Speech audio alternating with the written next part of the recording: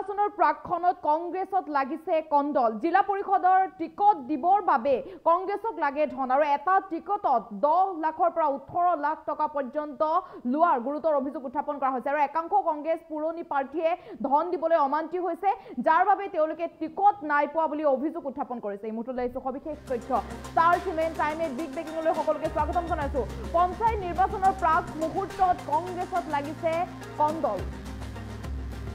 অভিযোগ উত্থাপন কৰিছে একাংশ কংগ্ৰেছ নেতাই।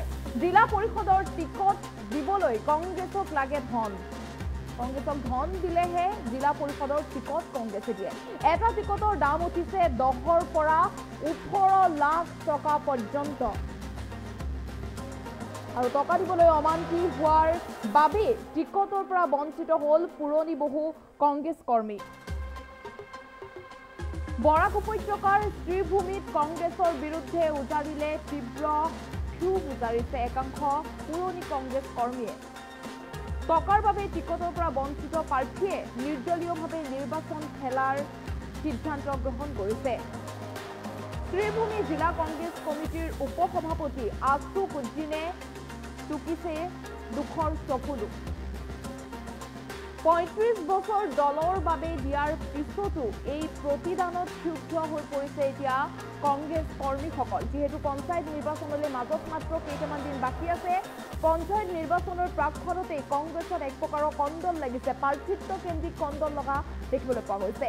জিলা পৰিষদৰ টিকট ল'বলৈ কংগ্ৰেছক ধন লগাৰ গুৰুতৰ অভিযোগ উত্থাপন কৰা হৈছে। বিভিন্ন প্ৰান্তৰ পৰা বহু কংগ্ৰেছ নেতাকৰ্মীয়ে এই গুৰুতৰ অভিযোগ উত্থাপন কৰা হৈছে যে জিলা পৰিষদৰ পৰা টিকট ল'বলৈ হ'লে কংগ্ৰেছক ধন দিব লাগে আৰু এটা টিকটৰ দাম 10 লাখৰ পৰা 18 লাখ টকা পৰ্যন্ত হৈছেগৈ। টকা যদি দিবলৈ অমান্তি হয় তেন্তে টিকট নিদিয়াৰ গুৰুতৰ অভিযোগ উত্থাপন কৰা হৈছে আৰু টকা দিবলৈ অমান্তি হোৱাৰ বাবে টিকটৰ পৰা বঞ্চিতও হৈছে পুৰণি বহু কংগ্ৰেছ কৰ্মী। এই অভিযোগ উত্থাপন কৰিছে একাংশ কংগ্ৰেছ কৰ্মীয়ে। সমান্তৰালকৈ বৰাক উপত্যকাৰ শ্ৰীভূমিতো কংগ্ৰেছৰ বিৰুদ্ধে তীব্ৰ ক্ষোভ উজাৰিছে একাংশ পুৰণি কংগ্ৰেছ কৰ্মীয়ে।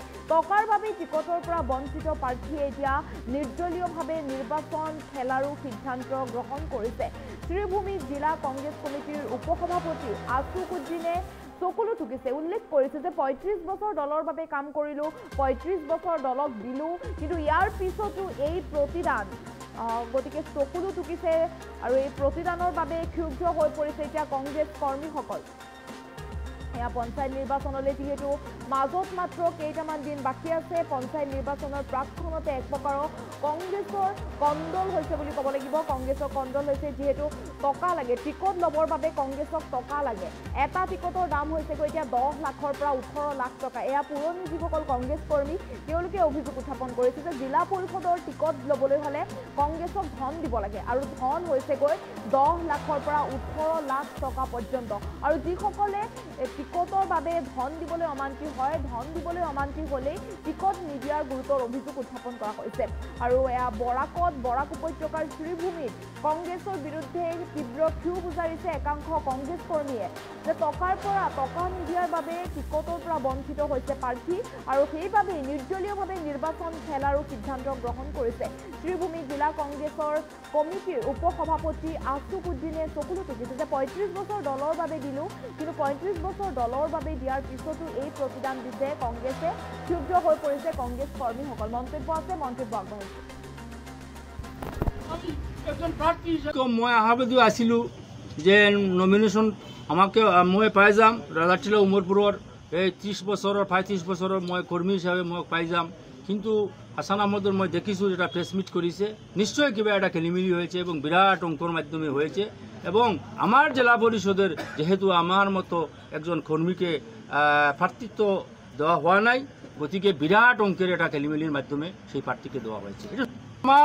আমার স্টেট প্রেসিডেন্টের নির্দেশ দিছে, আমার Ramanna Barua general secretary admin তেখেতে মোক কৈছে আপোনাৰটো হৈ গ'ল, স্বপন কি এইটো দিয়া নাই নেকি? সেই স্বপন মণ্ডলৰ মাধ্যমে কিবা এটা হয়েছে, খেলিমেলি হয়েছে, বিৰাট অঙ্কৰ লেনদেনৰ এই সত্য কথা।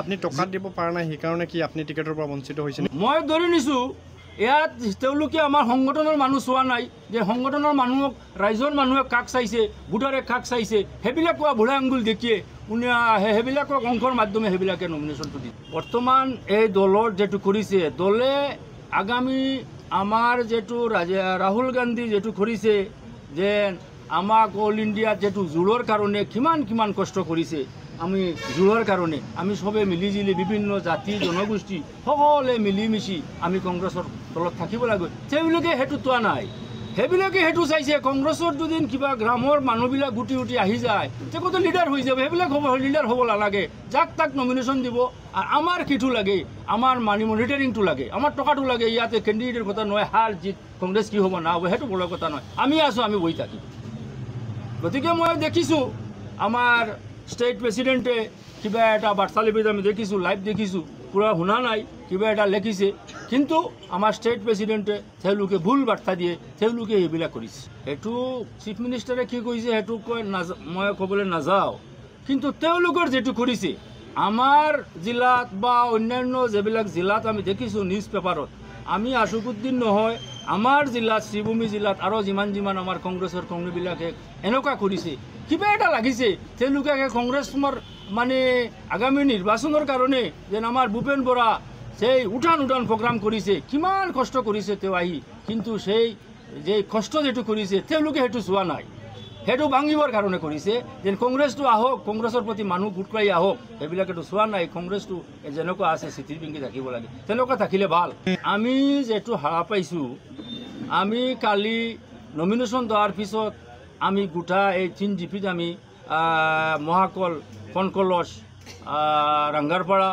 বৰতল আমি ঘূৰিছোঁ আলেকাৰগুল নয়াগ্ৰাম দেওব পৰা নাই আমি টেলিফোনৰ লগত পাতিছোঁ ৰাজাৰটিলা আৰু হৰিনগৰ জিপিত আমি ভাল চাৰা পাইছোঁ জাতি ধৰ্ম বৰ্ণ নিৰ্বিশেষে তেওঁলোকে আমাৰ যেটো প্ৰতীক চিহ্ন আমি 17 তাৰিখ পাম সেই প্ৰতীক চিহ্ন বুট দিয়ে মোক জয়যুক্তি কৰিব এইটো মই মোটামুটি আশা পাইছোঁ তেওঁলোকৰ পৰা দলততো আৰু নাই যেহেতু আমি ৰেজিগনেশ্যন এটা দি দিছোঁ তেওঁলোকে দেখিছোঁ মই খালি প্ৰেচিডেণ্টে কিবা এটা কৈছে 6 বছৰৰ কিবা ছাছপেণ্ড কৰিব আমাৰ কথাটো হৈছে যদি তেখেতে কৈছে যদি হয় তে আমাৰ হাইকমাণ্ড ডিষ্ট্ৰিক্ট আমাৰ প্ৰদেশ কংগ্ৰেছৰ সভাপতি তেখেতক পहिले ছাছপেণ্ড কৰিব লাগে সেইটোৰ কাৰণে যেটো কেলেংকাৰী হৈছে তেখেতে পहिले 6 বছৰৰ ছাছপেণ্ড কৰিব লাগে এই চুৰণমাৰ গলগলা তেওঁৰ মুখত এনেকুৱা কোৱাটো ভাল পোৱা নাই সেইটো ভাল পোৱা নাই মই এনে ৰেজিগনেশ্যন দি দিছোঁ ৰাইজৰ লগত আছি ৰাইজৰ লগত থাকিম ৰাইজে নিৰ্বাচিত কৰিব পৰৱৰ্তী সময়ত ৰাইজ লৈ বহি চিন্তা কৰিম কি কৰিব না কৰিব সেইটো ৰাইজৰ লগত বহি চিন্তা কৰিম মই আশাবাদী আছিলোঁ যে নমিনেশ্যন আমাকে মই পাই যাম ৰাজাৰটিলা উমৰপুৰৰ এই 30 বছৰৰ 35 বছৰৰ মই কৰ্মী হিচাপে মই পাই যাম কিন্তু হাছান আহমদৰ মই দেখিছোঁ এটা প্ৰেছ মিট কৰিছে নিশ্চয় কিবা এটা খেলিমেলি হয়েছে এবং বিরাট অঙ্কর মাধ্যমে হয়েছে এবং আমার জেলা পরিষদের যেহেতু আমার মতো একজন কর্মীকে প্রার্থিত্ব দেওয়া হওয়া নাই গতিকে বিরাট